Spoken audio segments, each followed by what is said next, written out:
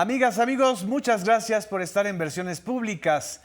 Este programa y esta entrevista es muy especial porque en estas fechas se cumplen los primeros 40 años del primer caso de enfermedad o de contagio del virus de inmunodeficiencia humana del VIH-Sida en México. 40 años que son toda una vida, toda una historia no solamente de dignidad y de protesta y de transformación en la sociedad y en la cultura de la sociedad mexicana frente a esta pandemia que sorprendió al mundo. Ya casi no nos acordamos del miedo, del estigma, de muchas cosas que existieron hace 40 años cuando se empezaron a registrar los primeros casos de VIH-Sida en México y 43 años a nivel mundial. Pero creo que vale la pena hacer este recuento, esta valoración y qué es lo que viene y qué es lo que sigue justamente en esta etapa de combate al VIH-Sida y de vivir con VIH-Sida y también de confrontar todos los resabios de xerofobia y de homofobia que existen aún, por desgracia, en buena parte de la sociedad mexicana. Y para poder conversar de este tema, tenemos a la mejor invitada para poder platicar de esto, que es la doctora Andrea González, directora de la Clínica Condesa. Andrea, muchas gracias. Muchas gracias a ti. Extraordinario resumen. Extraordinario, ¿verdad? Porque sí, es 40 años del primer caso para acá, es una epidemia larga, ¿no? ¿Cómo la podrías caracterizar después de 40 años? Pues creo que es una epidemia que también cambió los sistemas de salud, cambió al mundo. Así es. Confrontó a la sociedad, pero también confrontó al sistema de salud con sus lados más oscuros. Sí. O sea, un inicio de epidemia en donde no había dónde atender a las personas, donde se rechazaban de todos lados, donde se construyeron mitos sobre lo peligroso que era estar cerca de una persona con VIH. Así es. El tema del VIH como un castigo a esa persona. Como un castigo moral. Como un castigo, exacto. Y una lucha social también. Exacto. Que creo que es de las más importantes para la sociedad, de entender el respeto a las personas, el respeto a la vida, el respeto a la sexualidad, y la necesidad de tener servicios dignos. Y creo que es uno de los temas que más nos han mostrado cómo la protección de la salud es un derecho. Así es. Y además es un derecho que sea digno. Entonces creo que es un tema que transformó a los sistemas de salud. Todavía tenemos rezagos y creo que hay una parte que es el estigma social, sí, que sigue siendo el responsable de las muertes, ¿no? ¿Sigue siendo algo muy fuerte? Sigue siendo algo muy fuerte. Te puedo decir, por ejemplo, que la población más difícil de atender son las personas adolescentes, sí, porque son las que tienen más dificultad con el estigma. Esto es una cosa que pasa en el mundo, no solamente acá, pero en México, con todos con estos resquicios machistas y estigmatizantes, o sea, las personas adolescentes, pues sí buscan pensar que no, o sea, que no existe, que no tienen el diagnóstico, entonces perdemos a esa población más que a ninguna otra, ¿no? A pesar de que estas jóvenes o jóvenes adolescentes que puedan ser diagnosticadas o diagnosticados como seropositivos, ya su umbral de vida es mucho más amplio que el que de los primeros casos, a pesar de que ya no es una enfermedad mortal, sino que es una enfermedad crónica, ¿ellos no lo aceptan? No, porque piensa en la adolescencia lo que significa un diagnóstico que está ligado a la sexualidad. Exacto. Entonces es el momento del despertar de esa sexualidad, entonces es muy difícil. Lo que decías hace un rato, que también es un tema de estos 40 años, o sea, hace 40 años era un diagnóstico de muerte, hoy una persona con VIH tiene una calidad y cantidad de vida a veces hasta más alta que una persona que no tiene VIH porque se cuida más, así digamos, es, ¿no? Y además que una persona en control biológico, es decir, en tratamiento, no infecta a otras personas porque hay un control del virus circulante. Esas dos circunstancias existen, sin embargo, esas dos circunstancias no han sido suficientes para reducir el rechazo social del diagnóstico. ¿Y ese rechazo está en el núcleo familiar o está en la persona en sí misma? ¿Cómo lo observas? Yo lo observo en el núcleo familiar, está también un tema de miedo, ¿no? O sea, es decir, de mucho miedo de la familia a que hubo alguien con ese diagnóstico. Hay personas incluso, personas más informadas que lo que optan es por no decirle a su núcleo familiar, ¿no? Así es, así es. Para evitar o el rechazo o el miedo, ¿no? Así o el es. miedo de ese núcleo familiar, pero esa parte sigue siendo un problema y sigue siendo un problema que tienen que enfrentar las personas con VIH. Entonces a mí, por ejemplo, me preguntan mucho si hay suficiente soporte de salud mental. Hay servicios de salud mental, sí, pero no hay servicio de salud mental que pueda, con ese tamaño de carga, social sobre una persona con VIH. Porque de estos 40 años, la idea y la mentira del cáncer rosa, del cáncer que mataba a la población gay, sobre todo a la población de hombres gays, y que se ha ido, y que se quedó como un estigma, como una marca, todavía no se ha pasado a la noción de un tema de salud pública en donde todos pueden ser afectados, incluyendo las mujeres, y donde es importante también conocer el diagnóstico, sobre todo en el caso de las mujeres embarazadas, para poder revertir la seroconversión de los recién nacidos, que también es uno de los grandes logros en estos 40 años que yo observo y percibo que muchas jovencitas, sobre todo mujeres, no saben de lo importante que es que ellas sepan si tienen o no tienen, si son portadoras o no portadoras del VIH, porque si lo saben de manera temprana y hay atención, pues pueden revertir ese resultado de sus hijos. ¿Estoy en lo correcto? Totalmente. O sea, la epidemia en mujeres es distinta que la epidemia en varones. HCHs. En varones tiene que ver con este rezago que hubo mundial para atender esa epidemia y el nivel de exposición que tiene un hombre gay. Sí. En mujeres tiene que ver con pobreza, exclusión, violencia de género. Wow. O sea, de hecho, las poblaciones son bien diferentes. La población de hombres es una población con niveles educativos en general por arriba de la media nacional, ingresos altos. En mujeres son muy pobres, muchas de ellas con otro tipo de factores de exclusión, como, o sea, ser indígena, etcétera. Y entonces, ¿indígenas? Sí, y si tú ves en la razón, por ejemplo, la razón hombre-mujer por entidad federativa, Guerrero, Chiapas, Oaxaca, Veracruz, son los que tienen la razón hombre-mujer más cerca, o sea, exacto, hay más mujeres, y donde hay menos es en la Ciudad de México, en Guadalajara y en Monterrey. Las ciudades, en las grandes ciudades con donde hay mayor con el vida PIB urbana. más alto, ¿no? En el caso de la proporción, en general sigue siendo 10 a 6, 10 hombres con 6 mujeres, o todavía es 10 a 2 o 10 a 3. Nosotros en la Ciudad de México tenemos una razón de 9 a 1. 9 a 1. O sea, 9 hombres por una mujer, pero Guerrero tiene mitad y mitad. O sea, es decir, es de ese tamaño. ¿50? Sí, porque en los sectores pobres es donde hay mayor vulnerabilidad de mujeres a la transmisión. Entonces es una epidemia que está, yo como lo he dicho de alguna manera, es si tuviéramos, o sea, todos los recursos para contener la epidemia, podemos contenerla trabajando con las comunidades en hombres gays. Para poder resolver la epidemia en mujeres hay que cambiar al mundo.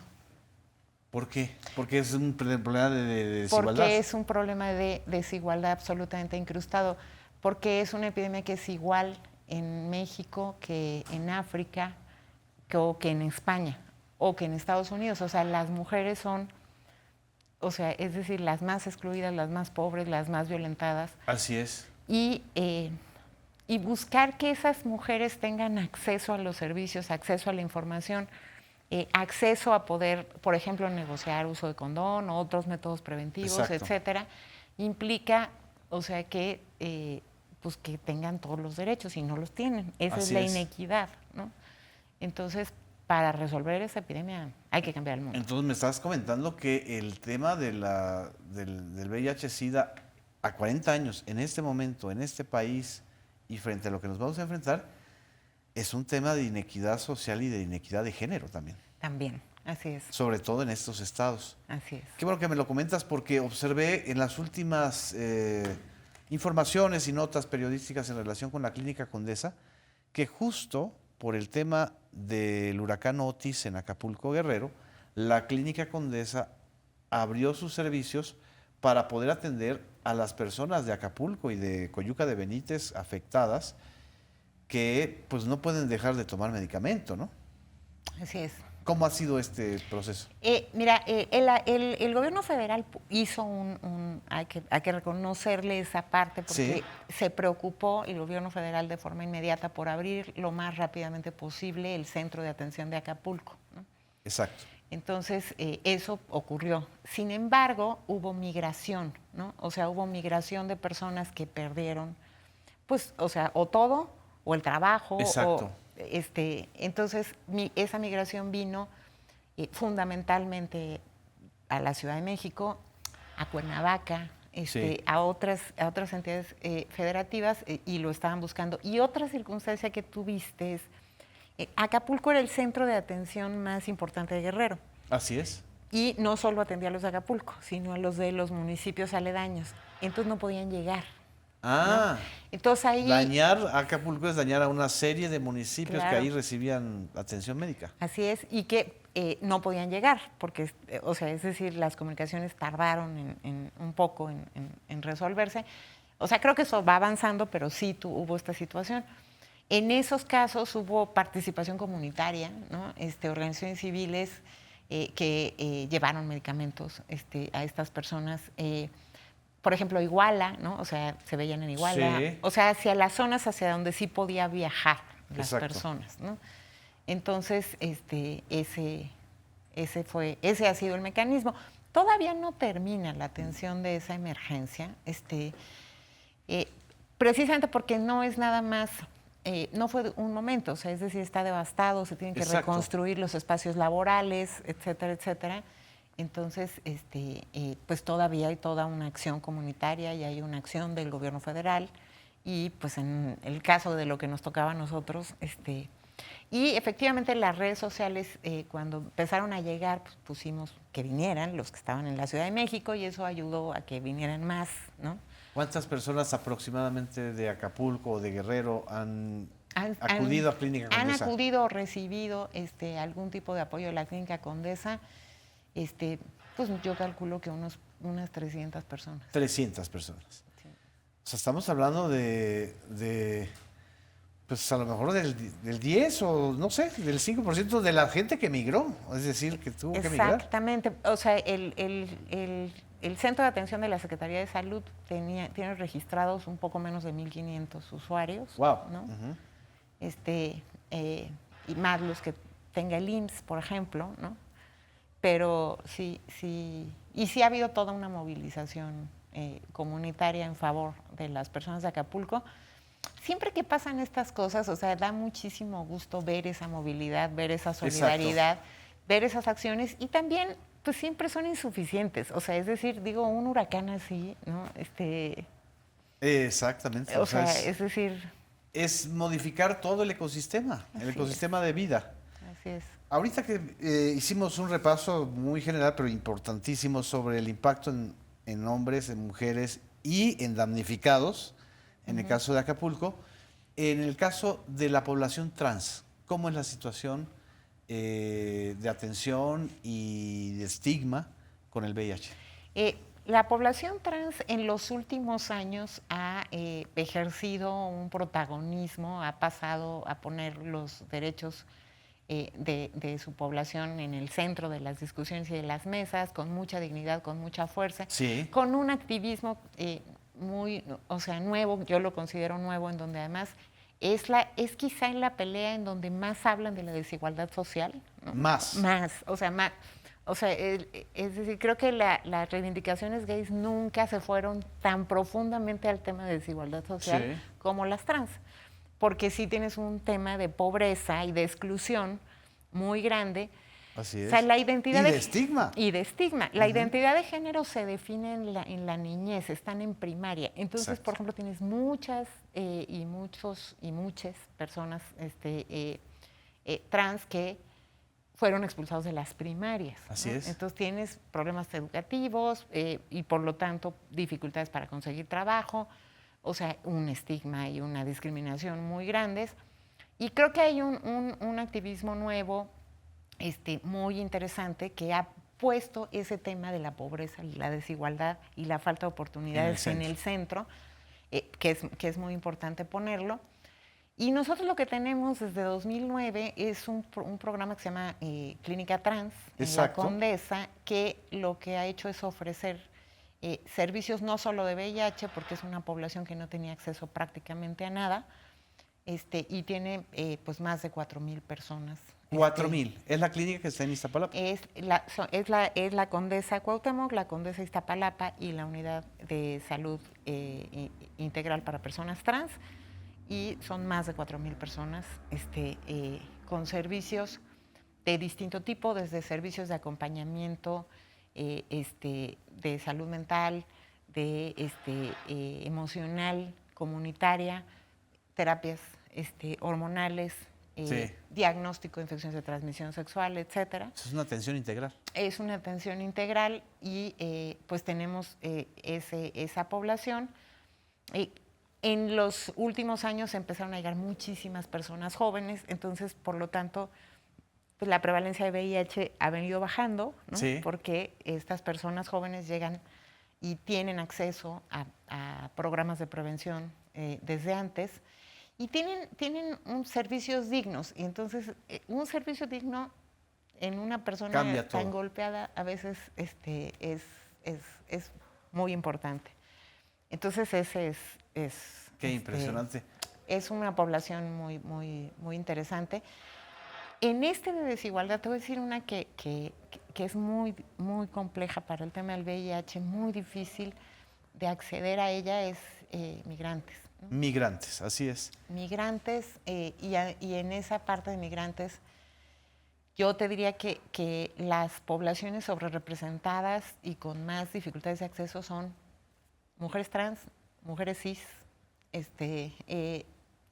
migrantes de zonas pobres, centroamericanas, haitianas, y con estos temas de mucha inseguridad en el tránsito. Incertidumbre. Exacto, ¿no? Qué impresión. Vamos a un corte, Andrea, no nos dejen. Vamos a seguir hablando 40 años después del VIH. Sigue la vida.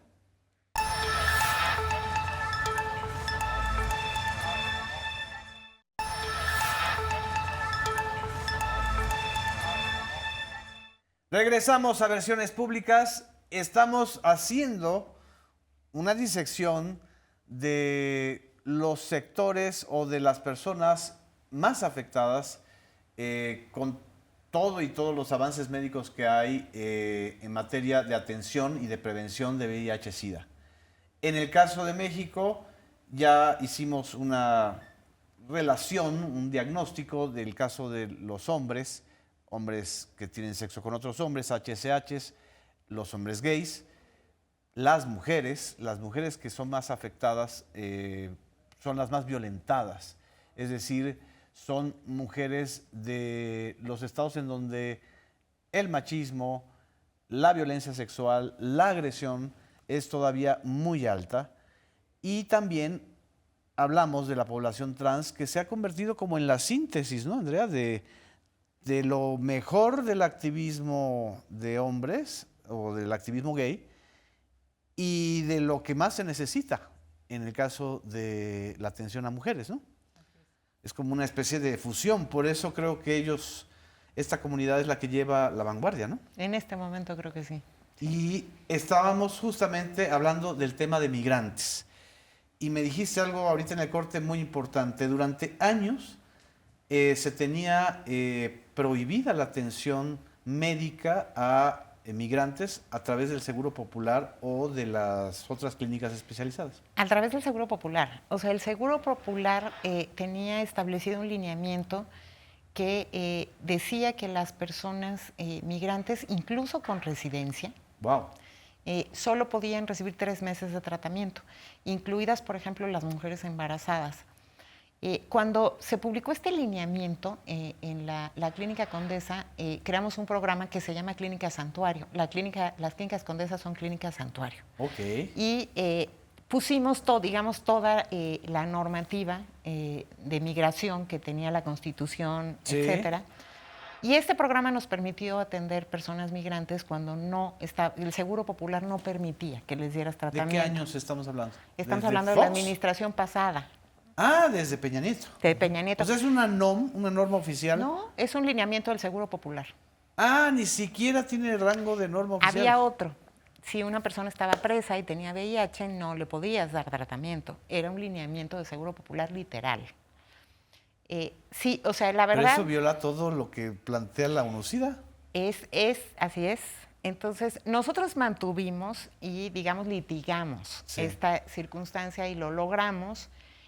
Porque, te voy a decir una cosa, la Auditoría Superior de la Federación se mostró siempre más respetuosa de la ley que el Seguro Popular, ¿no? Porque esos lineamientos del Seguro Popular eran anticonstitucionales. Claro. Entonces, esta administración quitó todas esas trabas. De hecho, nos ha dado mucha lata, porque quitó muchas trabas, entonces nos incrementó mucho el trabajo. Ok, o sea, se hizo muchísimo más Se hizo universal. muchísimo más accesible. En nuestro caso, también nos quitó la necesidad de justificar cada caso de atención. Te voy a decir otra parte que hacía el Seguro Popular.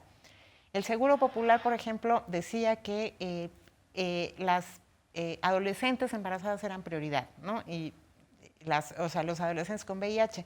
Pero si no tenían credencial de lector, no podías darle Seguro Popular. Entonces, en realidad, toda esa población estaba excluida. Wow. Del Seguro Popular. Sí. O sea, el Seguro Popular excluía, ¿no? Ujú. Prohibía la atención. Entonces, de pronto, es decir, llegaban las auditorías. ¿Aún incluso cuando pagaban cuotas o...? Es que no tenían acceso, los menores de edad no tenían Wow. acceso, porque no, o sea, era, si tú revisas cómo estaban los lineamientos, tener credencial de lector era el punto número 1 para tener Seguro Exacto. Popular. Entonces, por ejemplo, en los adolescentes gays tenían que venir la mamá, ¿no? Sí. O El tutor, o el o la tutor. tutora. Y entonces, pues, no le decían al tutor o la tutora que son gays, entonces Sí. no existía esa parte. Lo mismo con las adolescentes embarazadas pasaba. Entonces, y con migrantes prohibido, y con personas privadas de libertad prohibido. O sea, el lineamiento literal decía que no se podía. ¡Qué barbaridad! Eso era el nivel de exclusión. Entonces, en el momento que te quitan todas Así esas es. trabas, pues es muy bonito que te las quiten, pero entonces, o sea, Incrementa el volumen de atención. Incrementa el volumen de atención y, o sea, porque la pelea que creo que es correcta es incrementar el acceso, ¿no? Exacto. O sea, ese es, la tarea. No es nada más tener medicamentos y o sea, es decir, es lograr equidad en el acceso, ¿no? Es quitar trabas, es poner en el centro a la persona, ¿no? O sea, Y es entender que el VIH-Sida es una enfermedad transversal. así No es solamente o sea, porque ese fue el enfoque durante los primeros años, o sea, eran guetos.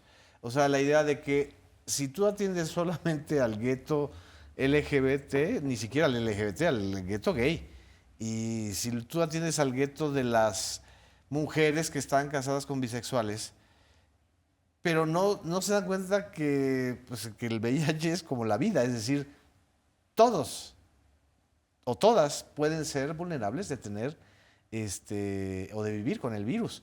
Y no hay o no había una política de salud pública que así lo viera, ¿no? Así es. Porque además, por si fuera poco, ahorita ya me estoy dando yo cuerda solo, por si fuera poco, los 40 años del VIH-Sida coinciden con los 40 años del neoliberalismo en el sector de salud. Es impresionante cómo en el caso mexicano y sobre todo en el caso de la Clínica Condesa, una institución pública tuvo que remar contracorriente frente a una tendencia global, mundial, en donde tenían acceso a los que tenían más recursos. Así es, y los que no tenían documentos, y los que no tenían la nacionalidad, o sea, las mujeres trans cuando yo llegué a la Clínica Condesa no tenían documentos, ¿no? Así es. O sea, entonces todas estas no tenían ciudadanía, no tenían, por lo tanto, derechos y el acceso, pues imagínate, ¿no? O sea, es decir, en un sistema que lo que hacía era decir, a ver, espérate, necesito todo esto para dejarte pasar, ¿no? Así es. En lugar de buscar una forma en donde lo que dices es, o sea, ¿cómo te atiendo? ¿No? O sea, en donde yo salgo a buscar, en donde yo busco el alcance de las poblaciones con más difícil acceso. Este grupo de mujeres con temas de violencia y de marginación social, o sea, es decir, pues no podemos sentarnos a que lleguen, ¿no? Exacto. O sea, tienes que salir a buscar, tienes que coordinarte con los programas de atención a mujeres, de atención a violencia, o sea... Pasaste de la exclusión al acceso. Al acceso y a la inclusión, ¿no? Y a la inclusión. Y a ponerlos en el primer lugar, o sea, ponerlos como... pues como primero los pobres, ¿no? Exacto. Cuando hablamos de acceso, para que le quede clara a la gente, a la audiencia que nos está viendo, ¿de qué estamos hablando cuando hablamos del máximo acceso? En atención a VIH-Sida. En atención a VIH significa que cualquier persona que requiere tratamiento reciba el tratamiento con el mismo estándar que tiene el país, con un principio de equidad y de equilibrio. Una persona que está privada de su libertad tiene el mismo derecho a la salud que una persona que está libre. Una persona que va cruzando nuestro país tiene el mismo derecho que una persona que está aquí, que reside aquí, que tiene la nacionalidad. Una persona pobre que vive en La Guerrero, que vive en la periferia de la ciudad, tiene el mismo derecho que una persona que vive en el centro y en las demás colonias, y que tú tienes que hacer atención diferenciada y tienes que hacer un espacio en la normativa para dejar pasar a estos que les cuesta más trabajo. Exactamente. Y cuando estamos hablando de acceso, también no solamente estamos hablando de acceso a medicamentos o atención, sino acceso también a prevención, ¿no? Así es, acceso a prevención, que tenemos muchísimos recursos de prevención actualmente. Qué bueno que tocas el tema. 40 años después, o sea, sabemos que diagnosticar a tiempo, iniciar el tratamiento lo más pronto posible reduce muchos daños a la salud y reduce nuevas infecciones. Sabemos que el uso de condón es pues una medida la más eficaz, sigue siendo la más eficaz para evitar el VIH, infecciones de transmisión sexual y embarazos. PrEP, porque está muy de moda. Son 2 intervenciones con antirretrovirales. El PrEP, que es una medida muy efectiva, es una medida que tiene una eficacia cuando se toma bien de prácticamente el 100% para evitar la infección por VIH. La Ciudad de México ha logrado un alcance amplio, todavía nos falta mucho, pero tenemos 6.500 personas en profilaxis preexposición. Ah, qué bien. ¿Qué es el PrEP para quien no lo entienda? El PrEP es una pastilla de una combinación de 2 antirretrovirales que tienen muy pocos efectos secundarios, menos que un anticonceptivo, para poderlo señalar. Comparar. Y las personas que están en más alto riesgo de contraer la epidemia, toman esta pastilla. Hay 2 maneras de tomarla, diaria o a demanda, que se llama, y de esta manera se evita con una efectividad altísima una nueva infección. Te lo pongo en otro sentido. Tú, por ejemplo, buscas llegar a las adolescentes con métodos anticonceptivos para evitar embarazo. El condón también evita el embarazo, pero si tú agregas el anticonceptivo, pues evitas embarazos no planeados, no deseados y que pueden modificar, o sea, la vida de muchas generaciones si es muy temprano. Así es. Es, digamos, yo te diría que es similar el tema del PrEP. Entonces es una medida muy importante. Hemos logrado llegar a 6,500. ¿Jóvenes? Jóvenes la mayoría, no los adolescentes, los adolescentes son los de más difícil acceso. También, si revisas en las redes sociales, hay estigma al uso de PrEP, ¿no? O sea, ya lo has visto, lo cual ya es el colmo, ¿no? O sea, alguien que se quiere cuidar, ¿no? Pero es como si fuera una confesión de parte, es decir, si alguien toma PrEP, quiere decir entonces que es una promiscua, un promiscuo. Exacto, quiere tener sexo. Okay. ¿No? O sea, es decir, quiere tener sexo. Sí. Entonces, sí, es así. Pero bueno, creo que los jóvenes están empoderándose mucho con el PrEP. Y nosotros tenemos 6,500 personas en PrEP, lo cual, si cualquiera de los usuarios de la clínica te lo dice, pues la clínica está bastante colapsada. Estamos pasando a tener, con apoyo de la DIP, y saludo a José Merino desde aquí, sí. Que le está echando muchas ganas a que tengamos soluciones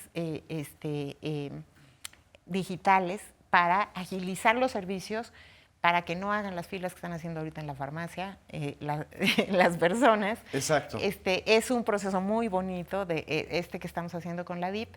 Se va a automatizar, se está automatizando la farmacia, se está creando un mecanismo para agilizar las visitas a la clínica a través de métodos digitales, con pleno respeto a la confidencialidad, pero agilizando los servicios, porque queremos tener en la Ciudad de México 100,000 personas en PrEP. Ese sería genial. Otra población que no hay que olvidarla, porque también fue muy estigmatizada hace 40 años, es la de los usuarios de drogas inyectables. Obviamente, en el caso mexicano, hasta donde yo entiendo, los hemofílicos, las personas que vivían con hemofilia, México fue muy eficaz para poder controlar los bancos de sangre y evitar la transmisión del VIH-Sida vía la transfusión sanguínea, pero también se habló mucho y se estigmatizó todavía más a los usuarios de drogas inyectables. ¿Cómo es la situación ahora en ese terreno? Pues todo es un tema que es fuertísimo, porque mira, México nunca tuvo una epidemia que estuviera basada en usuarios de drogas inyectables.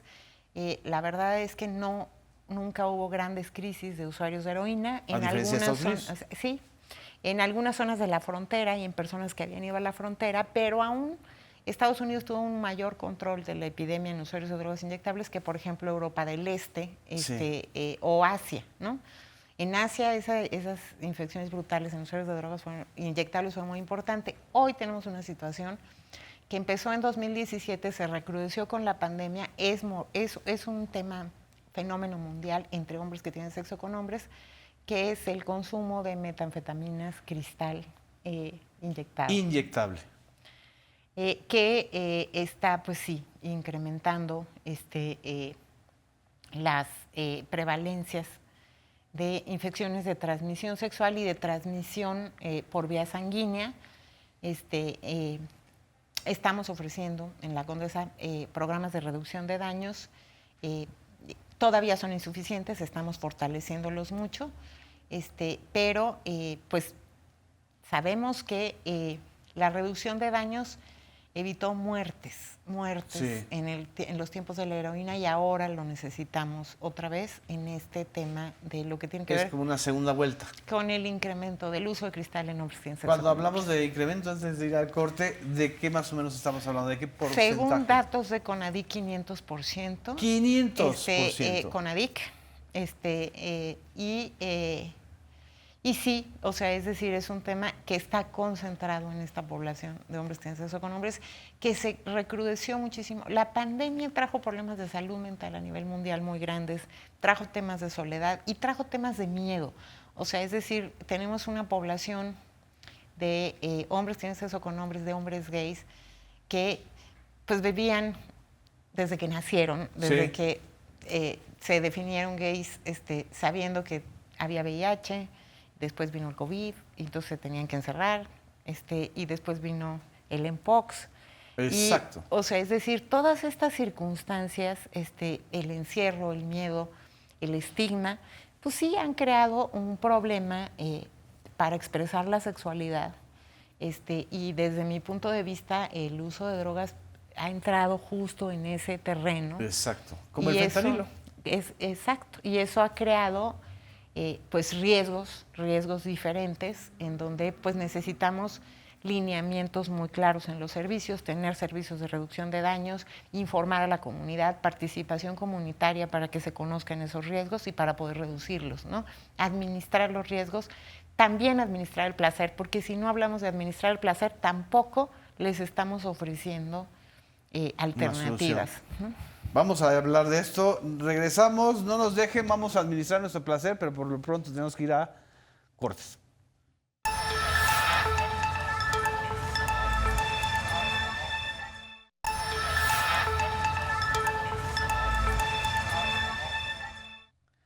Regresamos a Versiones Públicas. Estamos haciendo un balance y una revisión a 40 años del VIH-Sida y una argumentación de cómo hacer para que haya el mayor acceso y la mayor inclusión posibles para los tratamientos y para la prevención de esta epidemia que, por lo que sabemos, llegó para quedarse. Y llegó para quedarse y para que mucha gente aprenda a vivir con el VIH-Sida. Y sin embargo, Andrea, en una parte de la entrevista comentabas, sobre todo en relación con las prohibiciones de acceso de medicamentos y de atención a personas migrantes que tuvieron que litigar en la Clínica Condesa. Y me quedé pensando, litigar significa que tienes un poder judicial pues todavía muy, no sé si decirlo, cero discordante o muy poco empático con el problema. Muy poco sensible. Muy poco sensible. Mira, cuando tuvimos los temas con el Seguro Popular, en realidad litigamos con el Seguro Popular. Pero la verdad es que sí hay una entrada al sistema de salud del Poder Judicial de la Federación muy rudo. Wow. Y te lo digo en el ámbito de VIH y en el ámbito de una clínica como la Condesa, ambulatoria, que es fundamentalmente operativa, que es el centro que más personas con VIH atiende en el continente americano, que se esfuerza por esta atención diferenciada, pero que de pronto el Poder Judicial tiene como unas puertas abiertas para litigar en temas en donde no importa ni la ley, ni la normativa, ni los recursos que tengas, y se te viene encima. Y se te viene encima con mucho abuso de poder. Y pongo un ejemplo concretito. Sí. Por ejemplo, hay una de las cosas que tenemos en la Condesa es vacuna de VPH para personas, mujeres cis y mujeres trans con VIH, que es la población que el Programa Nacional de Vacunas ha establecido como blanco. Así es. Y hay, o sea, ellos y niñas adolescentes, ¿no? Mujeres cis adolescentes. Es contra el papiloma humano, ¿no? Ajá. Virus contra el papiloma. Sí, hay una discusión, hay un programa de vacunación conforme a la ley. Esto le compete a la Secretaría de Salud Federal y al Consejo General de Salubridad, que son autoridades federales. Ellos definen los lineamientos y las áreas operativas seguimos esos lineamientos. Así es. Entonces, de pronto tienes un Poder Judicial que te dice, aquí hay una persona que no cumple, que no es mujer cis o mujer trans con VIH, que es un hombre de 40 años, ¿no? Que quiere la vacuna y es su derecho. Tú dices, pero además todo el Poder Judicial contra... Para ordenarte que le des No, la pero vacuna. no a mí, ¿sabes a qué autoridad? O sea, el Poder Judicial define que la autoridad es un auxiliar de enfermería. Wow. Que es la responsable de las vacunas, que le dijo a la persona que no estaba dentro, o sea, que siguió el lineamiento, y entonces tienes que, sin ningún recurso jurídico al interior, porque la clínica es un espacio operativo, ambulatorio, insisto, que lo que tiene es personal operativo, y el Poder Judicial te va contra la enfermera, contra el auxiliar de enfermería. O sea, ni siquiera si se van a oponer. Contra los trabajadores del sector salud. Sí, o contra el auxiliar de enfermería, ¿no? Wow. o sea, ni siquiera tienen el valor de enfrentarse al Consejo General de Salubridad, ¿no? Exacto. O sea, es decir, o a la Secretaría de Salud Federal.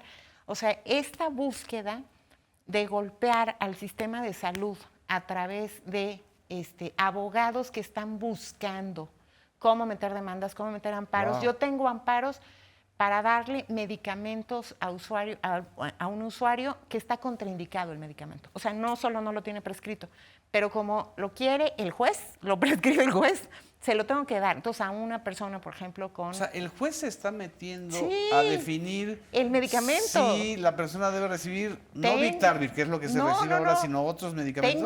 Tengo uno en donde el juez pidió que le diera un esteroide a una persona con las defensas bajas, ¿no? Qué barbaridad. Y yo no tengo capacidad o sea, no tengo jurídico, no tengo, o sea, no, Sí, no no tienes somos un una equipo unidad. de abogados, no te dedicas a No, eso. yo tengo enfermeras, médicos, navegadores, psicólogos, psiquiatras, no tengo.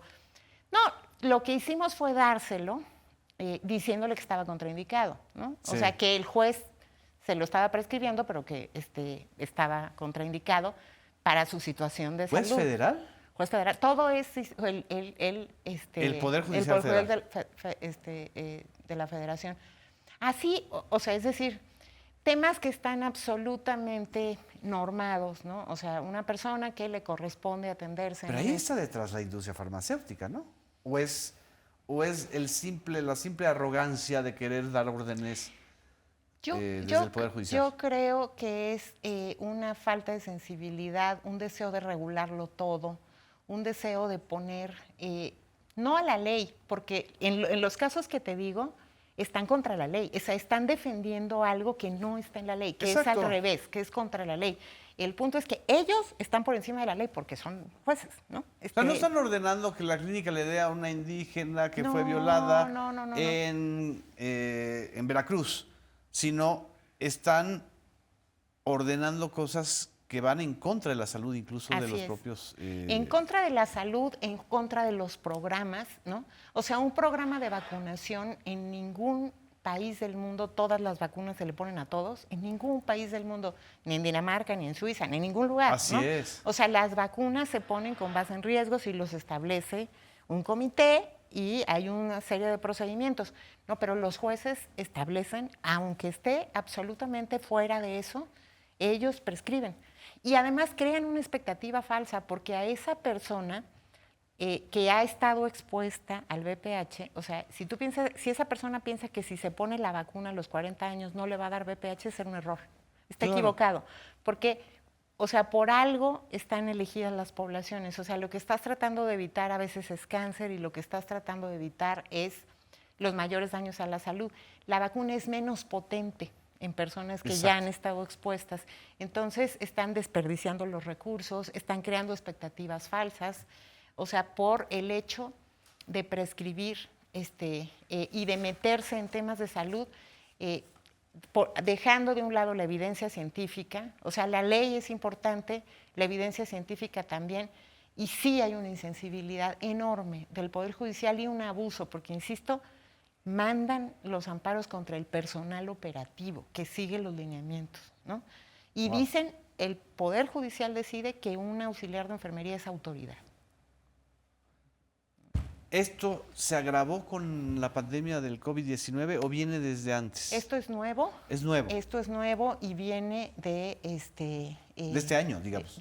Viene de esta administración, de los últimos, te diría, 2, 3 años, y viene, desde mi punto de vista, de esta discusión del Poder Judicial, de poderse meter en todos los temas, de no tener respeto de ninguna otra autoridad, ¿no? Sí, Porque no, o sea, en los casos que te comento no tienen, o sea, no le dan la autoridad al médico, no le dan la autoridad a la prescripción, no le dan autoridad a los comités y a las autoridades sanitarias que definen los programas de vacunación. O sea, si alguien quiere decir que se modifique la cobertura de vacunación, hay espacios para decirlos y se hacen con evidencia científica. Claro. O sea, no se hace por prescripción judicial. No se hace por Por eso hay jueces y por eso hay médicos. Así es, así es. Qué Entonces, impresionante. es meterse a áreas y eso es una cosa que hace daño.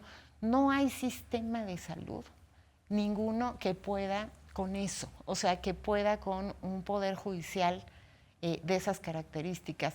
O sea, y te digo que hay un tema, o sea, cuando te digo lo del abuso de poder es, ¿cómo se defiende la enfermera? ¿Contrata un abogado, un auxiliar de enfermería para claro que defenderse no. del Poder Judicial Federal? Así es. Entonces, ¿qué tenemos que hacer? Pues lo que dice el juez, ¿no? Entonces les damos los medicamentos no indicados, les quitamos las vacunas a las mujeres con VIH para dárselas a quien los jueces se las prescriben, ¿no? ¿Hay alguna posibilidad de diálogo con el Poder Judicial de la Federación? No hay ninguno. Mira, yo en el primer amparo sobre vacuna de VPH respondí con los lineamientos para que se negara, me contestaron que sí se negaba, que sí yo tenía razón. Luego alguien recurrió, y entonces me llegó otra vez, y además te llega en un día que, o sea, si estás enfermo, sabadazo. si no estás, así, ¿no? Y tienes, y te amenazan de multas y cosas que no puedes pagar, ¿no? Sí. Y entonces llega otra vez por recurrirlo. Entonces dije, bueno, pues ya busco al usuario, le quito una vacuna a una mujer con VIH, como dice el juez, y el usuario no la quiere, ¿no? Entonces contesto que el usuario ya no la quiere, que, o sea, lo que pasó con ese usuario, la verdad es que la buscó en el ámbito privado porque no estaba en el programa de vacunación. Exacto. Y entonces el juez le dice, el juez dice, no, se la tienen que poner, entonces buscamos al usuario y dice, no, yo ya no la quiero, ya no me la puedo volver a poner. Ponemos el acta con eso, me vuelve a decir que se la tengo que poner, le contesto que necesita consentimiento informado, ¿no? Que no se la puedo poner obligatoriamente, aunque me lo diga él, ¿no? Exacto. O sea, un procedimiento con consentimiento informado, la vacunación necesita consentimiento, no, insiste, ahí va, ese está activo, ese tema con el Poder Judicial. Es impresionante. Es que me estás describiendo un fenómeno que debería resolver el Consejo de la Judicatura. Te estoy diciendo la hazaña del Así Poder es. Judicial en contra Y el espíritu punitivista. Exactamente, ¿no? Así es. Y el dañar operativas. O sea, Exacto. porque te queda claro que la Condesa es una instancia, es operativa, no Exactamente. no es una instancia rectora ni política. No. Enfermera, es la enfermera, te juro que es la enfermera. Qué barbaridad. ¿No? Ahora, en el caso ya de la Clínica Condesa, 15 años tienes al frente de esta clínica que fue creada en el 2000, un poquito antes del 2000, pero empezó a operar como clínica en el año 2000 con el gobierno de López Obrador como jefe de gobierno. ¿Cuál es la perspectiva, cuál es el futuro que le ves a la clínica? Como modelo y como lo que ha sido, es decir, creo que los que vivimos en la Ciudad de México sabemos perfectamente lo que significa la Clínica Condesa, las vidas que ha salvado. ¿Qué le queda?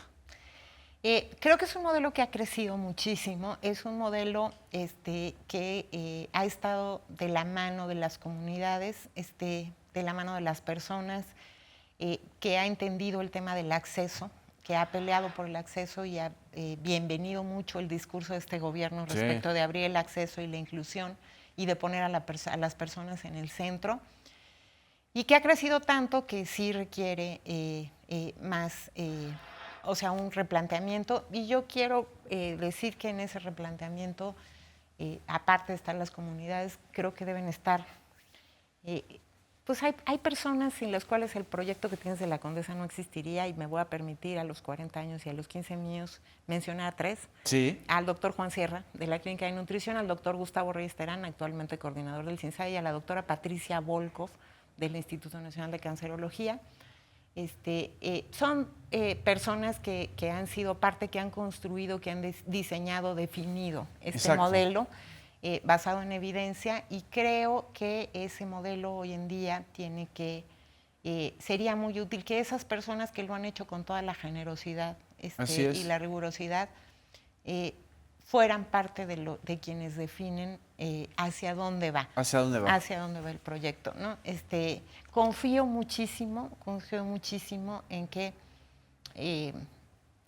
esta política de acceso, esta política de dejarnos de tonterías y atender a las personas que tiene el gobierno actual, sea quien le dé a la Condesa la posibilidad de mejorar.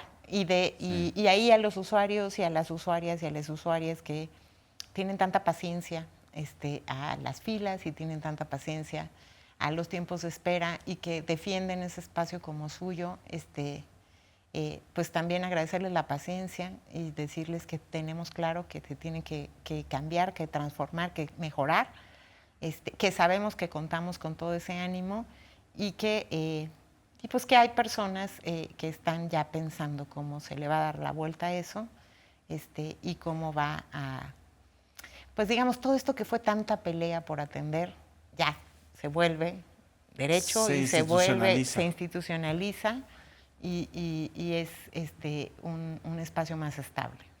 Nos queda medio minuto, una última reflexión, querida Andrea. Pues bueno, son 40 años de la epidemia de VIH, tenemos muchos avances, tenemos también un poco de caos, tenemos colapso, pero creo que si entendemos que necesitamos como sociedad seguir avanzando y que necesitamos establecer bien los servicios y mejorar el acceso a los servicios, tenemos la mejor manera de enfrentar. Tenemos todas las condiciones para hacerlo y creo que hay toda la energía para que pase. Excelente. Pues muchísimas gracias. Muchísimas gracias a todas y a todos ustedes por seguirnos en esta emisión de Versiones Públicas. Nos vemos en la próxima.